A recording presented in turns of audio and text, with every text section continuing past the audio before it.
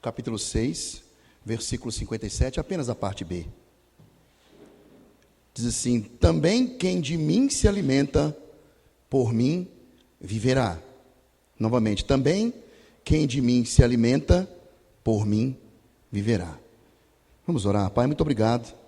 Te louvamos por esta noite, te agradecemos pela tua bondade, pela tua graça sobre nós.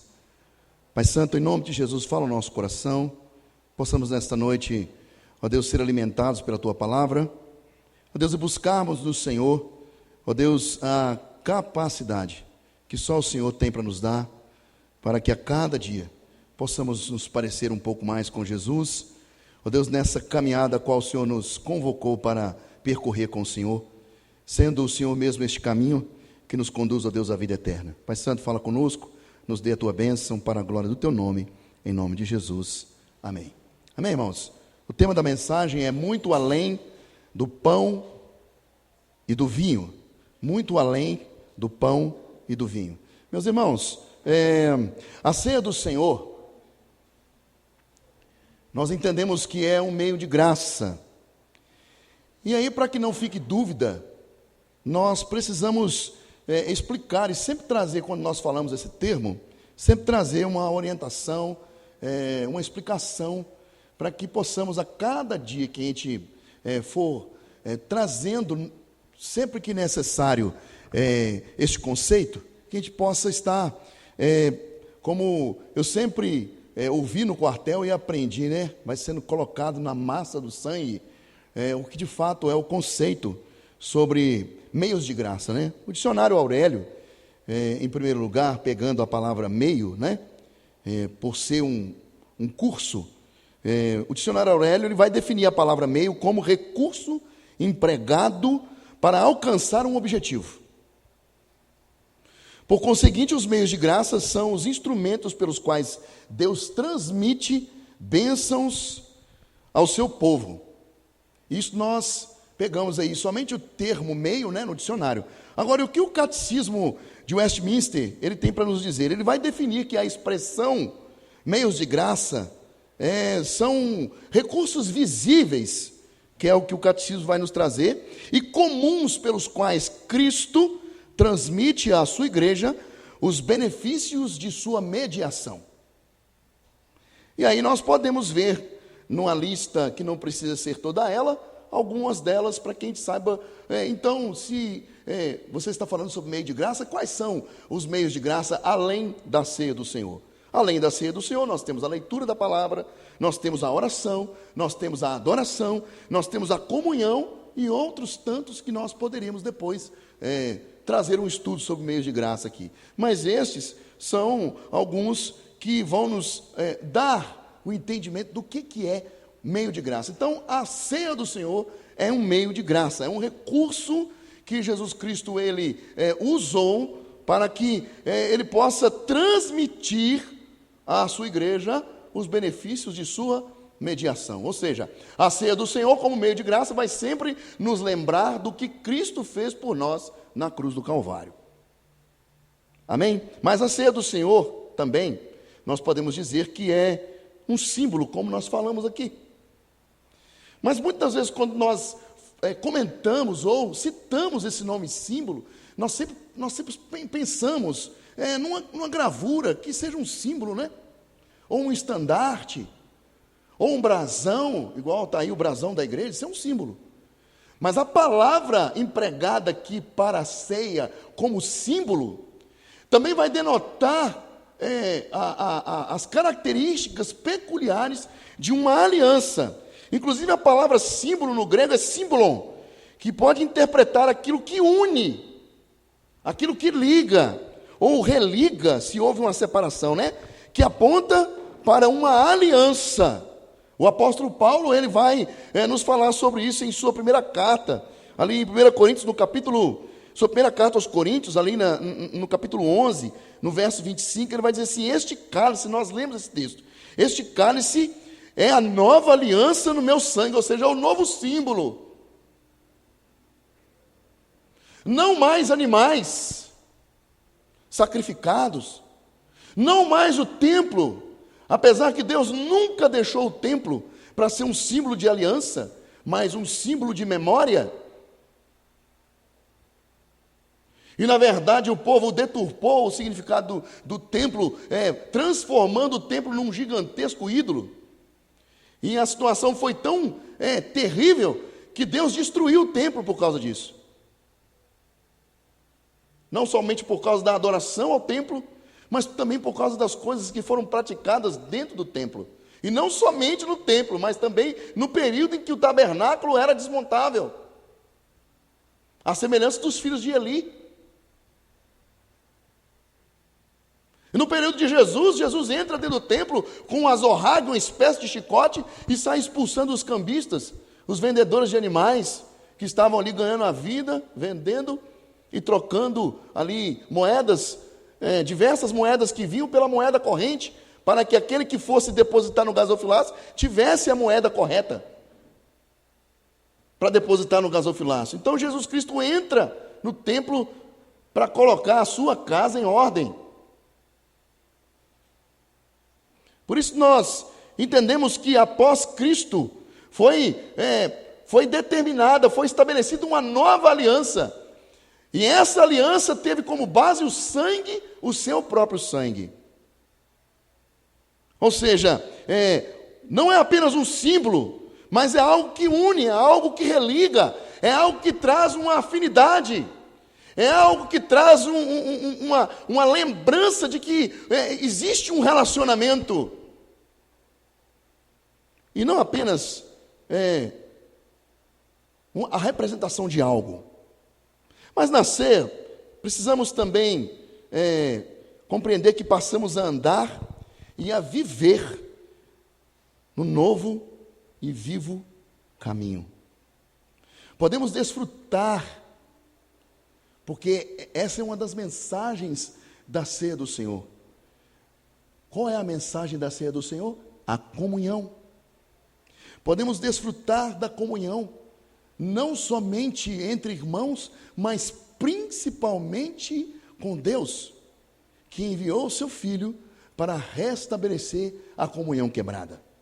Em Hebreus, no capítulo 10, versos 19 a 20, o texto vai dizer assim: tendo, pois, irmãos, intrepidez para entrar no Santo dos Santos, pelo sangue de Jesus Cristo, pelo novo e vivo caminho que Ele nos consagrou pelo véu, isto é, pela sua carne. O véu aqui, meus irmãos, ele vai simbolizar a carne de Jesus Cristo que foi dilacerada, foi rasgada, para dar-nos um acesso à comunhão ao Pai, e juntamente com todos os santos que foram comprados por Ele, tenhamos comunhão com o Senhor. Essa é uma das mensagens da ceia. Mas nós precisamos também olhar para a morte e a ressurreição de Cristo, que nos foi outorgada como o símbolo dessa nova aliança, e fomos chamados para vivenciar os benefícios dessa morte. A morte e a ressurreição de Cristo, ela é vivenciada e decretada uma só vez. Ou ela foi vivenciada e decretada uma única vez. E por causa dessa morte e ressurreição, fomos verdadeiramente libertos. Somos verdadeiramente livres. Colossenses, no capítulo 1, verso 13, o apóstolo Paulo, mais uma vez, em outra carta, ele vai dizer assim: Ele nos libertou do império das trevas e nos transportou para o reino do Filho do seu amor. Ele nos livrou do domínio do pecado, que nos conduzia às obras das trevas. João, em sua primeira carta, no capítulo 1, versos 6 e 7, ele vai declarar: se dissermos que mantemos comunhão com Ele e andarmos nas trevas, mentimos e não praticamos a verdade. Se, porém, andarmos na luz, como Ele na luz está, mantemos comunhão uns com os outros, e o sangue de Jesus Cristo, seu Filho, nos purifica de todo o pecado. Se de fato e de verdade Cristo nos libertou, fomos chamados para andar na luz. E livres do fruto das trevas, precisamos expor na luz os frutos do Espírito. A maioria das pessoas, principalmente aquelas que não conhecem o Senhor, elas fogem da luz. Por quê? Porque não quer que as suas más obras sejam expostas.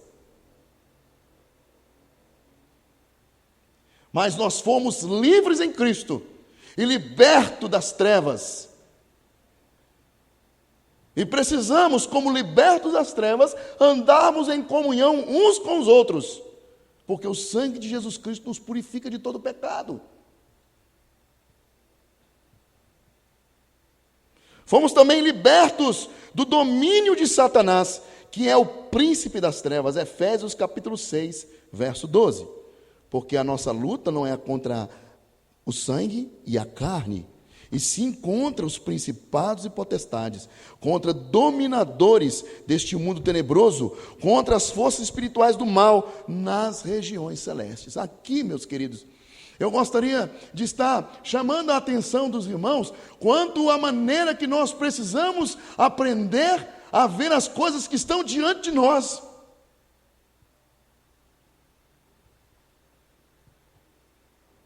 Ou por trás das coisas que se apresentam diante de nós, que é o principal. Será que tudo que está se apresentando diante de nós, o que será que está escondido por trás do que está se apresentando diante de nós? No nosso convívio normal, enquanto comunidade, enquanto igreja, na nossa casa. A maioria das vezes, quando nós olhamos para o nosso país,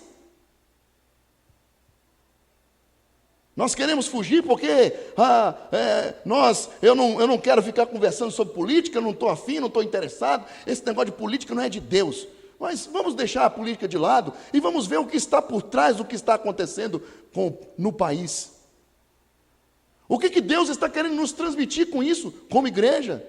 Por que essas coisas estão acontecendo no nosso país, apesar que nós não somos diferentes dos demais? Mesmo entendendo que as coisas que acontecem aqui, ou que estão acontecendo aqui, não estão acontecendo lá. Hoje pela manhã, eu vendo um vídeo atual, por causa do governo que se estabeleceu na Argentina, o povo está na rua e o pau está quebrando lá. Polícia de choque, jato, jogando o povo longe. Mas no nosso caso, e até mesmo no caso deles, como nós deveríamos orar por essas coisas? E o que nós deveríamos pedir a Deus? Senhor, o que o Senhor quer com essas coisas? O que o Senhor está demonstrando? O que o Senhor está apresentando para mim? Qual é a posição do Senhor nessa situação? Qual é a posição que o Senhor quer de nós com isso tudo? É assim que devemos olhar.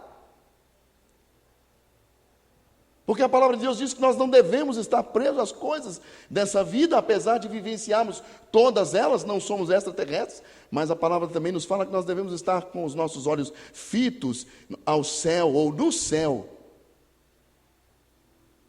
E fazer com que a nossa mente esteja sempre preenchida das coisas do alto.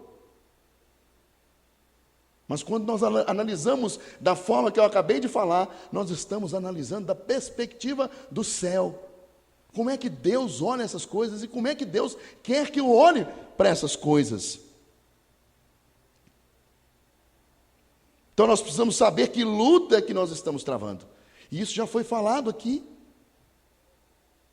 A nossa luta não é contra o meu irmão. A nossa luta não é contra o meu semelhante. Mas a minha luta é contra os dominadores deste mundo.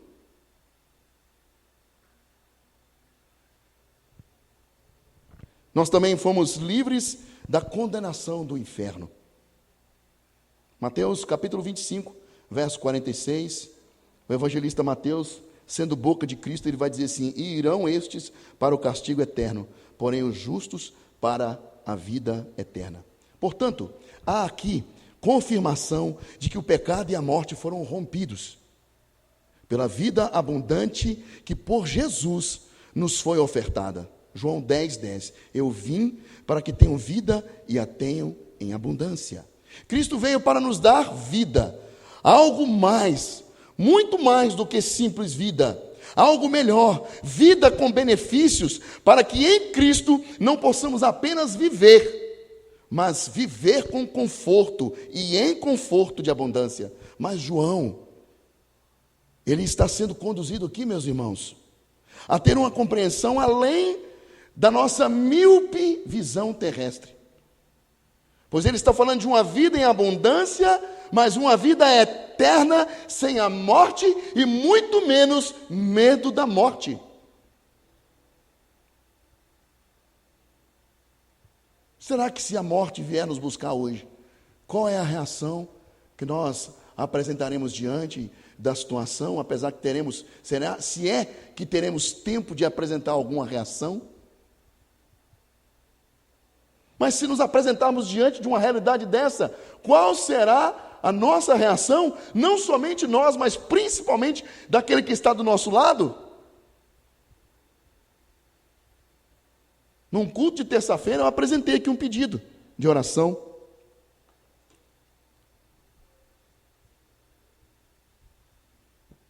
Eu tinha uma prima, eu acho que eu cheguei a comentar isso com os irmãos. Eu tinha uma prima de 44 anos, 43, 44 anos. Filha de um casal que possuía incompatibilidade congênita. Ou seja, eles eram primos de primeiro grau. Contraíram núpcias, casaram. Ela, irmã da minha mãe, e ele, filho da irmã da minha avó. Então, ou seja, ele além de ser meu tio, é meu primo também. Então, os 3 filhos vieram com problema.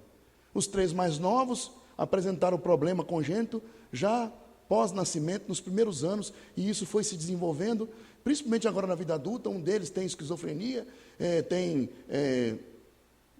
esqueci aqui agora, mas é uma doença degenerativa também. E a minha prima, até os 37 anos, viveu como uma vida normal. E um dia ela estava na varanda lá, foi pular um jardim com uma cerca viva lá de pingo de ouro, e a perna que ficou para o lado da cerâmica escorregou, e não sei se ela rompeu um tendão, só sei que a partir daquele acidente, ela começou a desenvolver uma degeneração no corpo.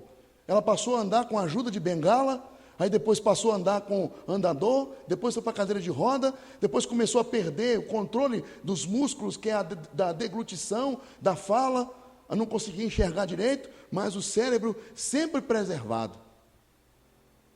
Da cadeira de roda foi parar numa cama de hospital. E esse deserto durou 13 anos.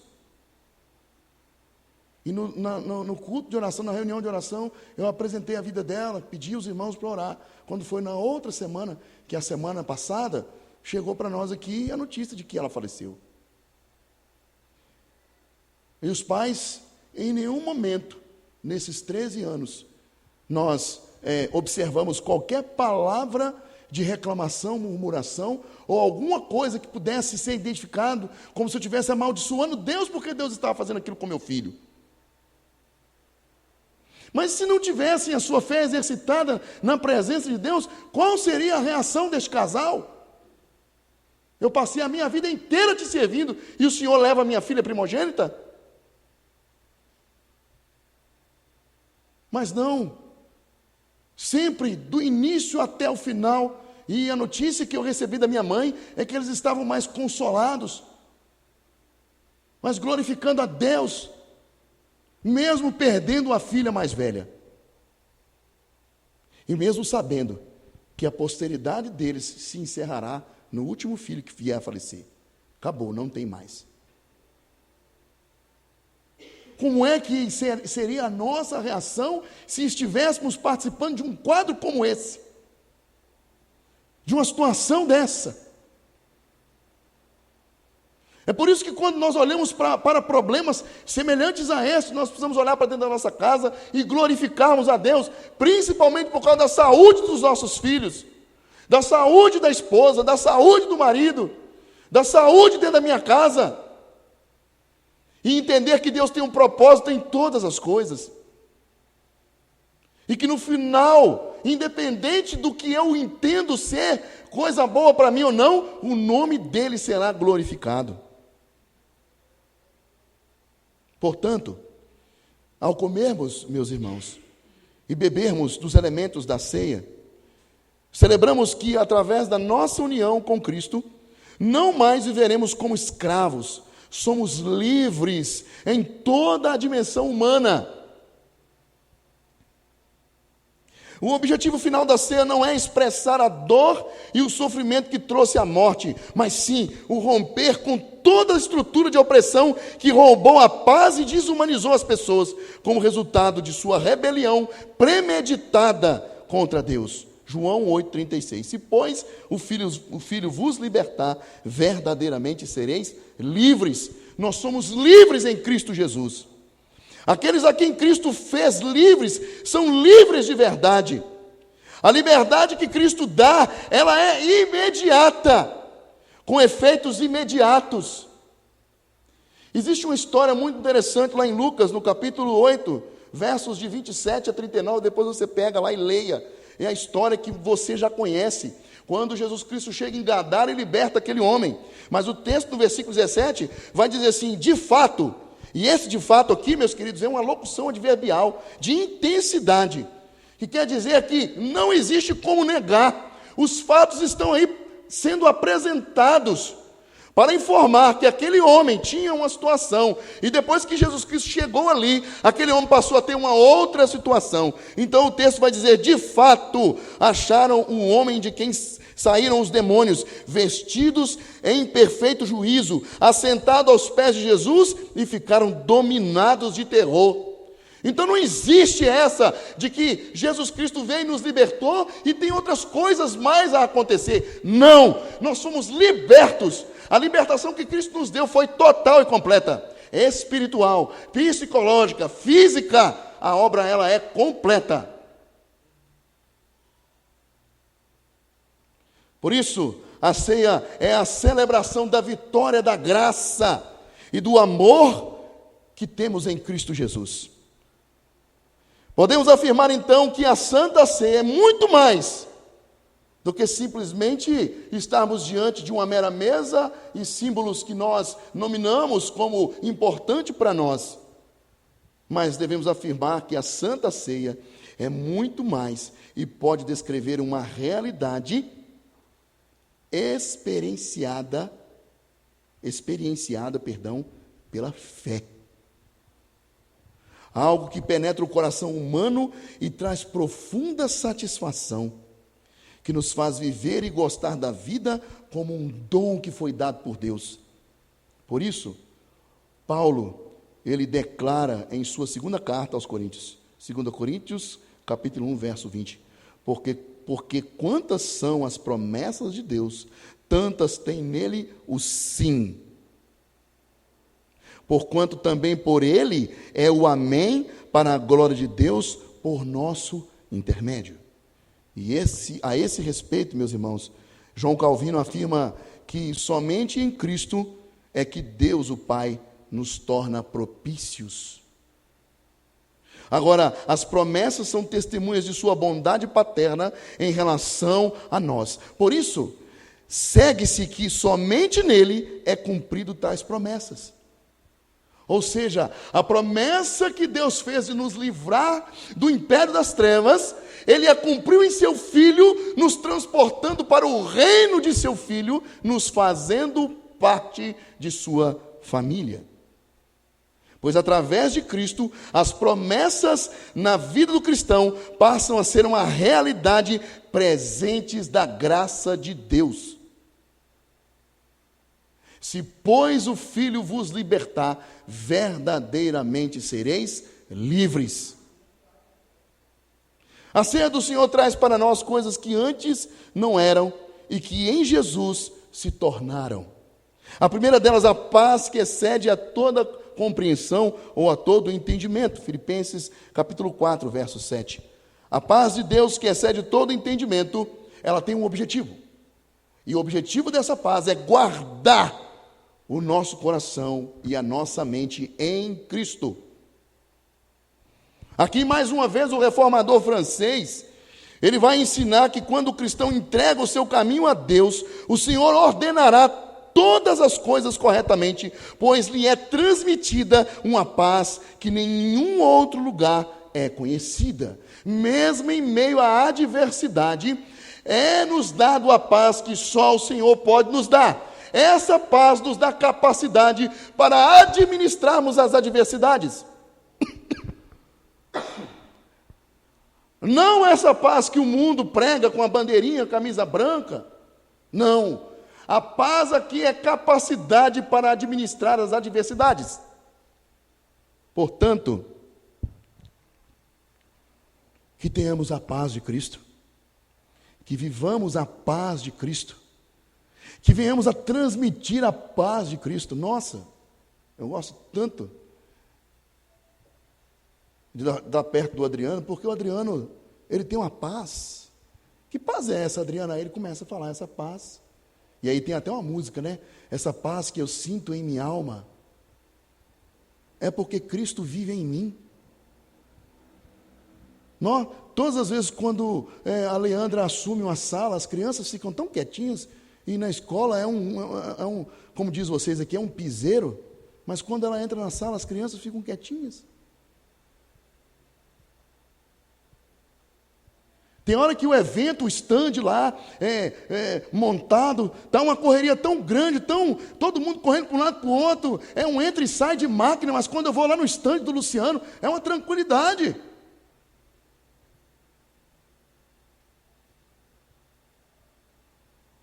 O caminhoneiro chega correndo na cidade, querendo que olhe o seu problema, aí chega o Jefferson e comanda a situação, porque tem a paz de Cristo em seu coração, e essa paz precisa ser transmitida.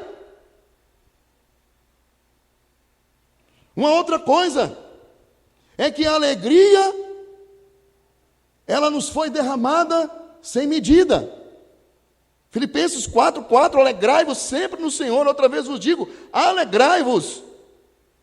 O cristão, portanto, pode ser e deve ser sempre um homem e uma mulher alegre. Meus irmãos, e sempre lembrando, alegria não é sentimento, alegria é mandamento.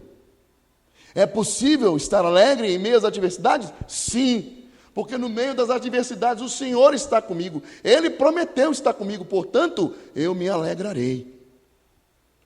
Se tudo mais muda, o Senhor não muda. Se as fontes de todas as outras alegrias estão ou vão secar, ainda assim eu permanecerei alegre, porque Cristo é comigo em meio à adversidade.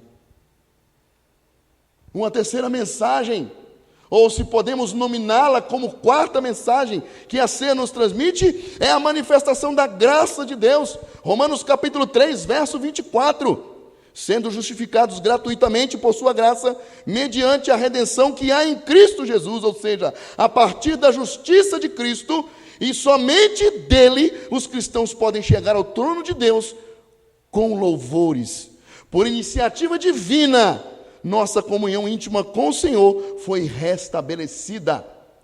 E por causa que esta comunhão foi restabelecida por Ele, ela é inquebrável. E por mais que venhamos quebrá-la, por causa da nossa limitação, por causa da nossa fragilidade, todas as vezes que nos colocamos diante do Senhor, o Senhor estará disposto a reatar essa união, essa comunhão, essa intimidade, por causa de seu Filho, por causa do sacrifício dele, por causa do sangue derramado.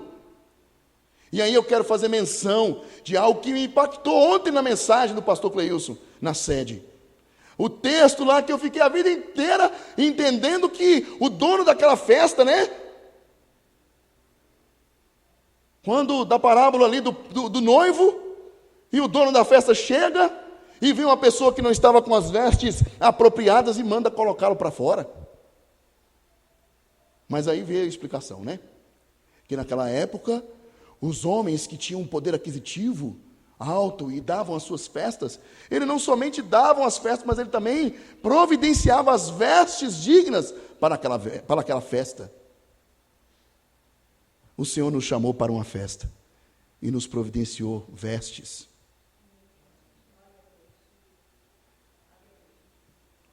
Possamos abrir mão das nossas vestes, nossas próprias vestes, e assumir as vestes que o Senhor providenciou para nós. Porque o dono da festa vai passar de mesa em mesa, diz o texto.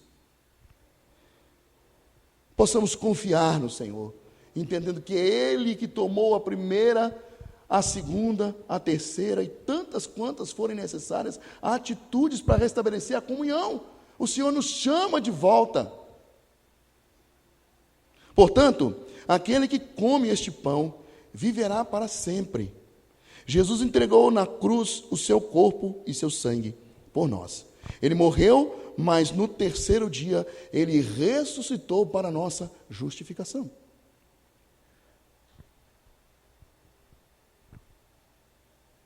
Numa reunião de discipulado, eu falei com o pessoal que tem participado, que existe um ensino demoníaco na teologia romana, quando eles insistem em permanecer com o Jesus menino e com o Jesus crucificado. Porque o Jesus menino, ele nunca vai crescer e, por consequência, ele não vai cumprir o seu ministério, porque o Jesus é sempre menino. E o Jesus crucificado, ele sempre vai permanecer crucificado e ele não vai ressuscitar para a nossa justificação. É isso que os ídolos estão demonstrando. Quando a pessoa se dobra diante de um Jesus menino, ou se dobra diante de um Cristo crucificado, estão se dobrando diante de um Cristo que não completou a sua obra. Mas o meu Senhor, o seu Senhor, ele cresceu e cumpriu o seu ministério. Ensinou, andou ali pelas cercanias de Cafarnaum, da Judéia, pregou e cumpriu o seu ministério, se entregou, foi crucificado e ressuscitou para a nossa justificação. Concluído, queridos, portanto, participar da Santa Ceia significa participar da vida em Cristo, e é um momento extremamente alegre, e precisa ser alegre. Nós não estamos, como já disse aqui, diante de um caixão onde Jesus Cristo está enterrado, está deitado para ser enterrado. Algumas toalhas de irmãs vêm escrito em memória, e outras em memória. É o em memória que está certo. Nós não estamos diante de ninguém em memória. Jesus não está morto, ele ressuscitou, e precisamos celebrar isso. Nada pode nos impedir de participar deste momento, nem mesmo o pecado. O único pecado que nos impede de participar da Santa Ceia é o pecado não confessado, sendo a Santa Ceia um meio de graça que traz a possibilidade de sermos limpos e perdoados pela obra de Cristo. Se não participamos por algum outro motivo, a não ser o reconhecimento e negação em confessar o pecado, é uma declaração de que não acreditamos em Cristo e na obra da cruz. A única preparação que precisamos para participar deste momento de graça, através da Santa Ceia, é a confiança em Cristo e em sua obra. Todas as vezes que você, eu, nós, como crentes habilitados pelo Senhor, estivermos diante da mesa, participemos da mesa do Senhor. Pois o próprio Cristo disse: aquele que não come da minha carne e não bebe do meu sangue, não tem parte comigo. Homens e mulheres foram mortos, acusados de canibalismo naquela época, por causa do fato de ter Cristo falado: aquele que não come da minha carne e não bebe do meu sangue, não tem parte comigo. Eles não foram lá falar que era algo simbólico, mas morreram por causa disso. Será que, se a situação apertar do nosso lado, nós estamos prontos para morrermos por Cristo? Precisamos avaliar isso. Mas sempre que nós estivermos diante da ceia do Senhor, seja um momento de alegria, de satisfação, de contentamento, porque o Senhor se faz presente. Amém?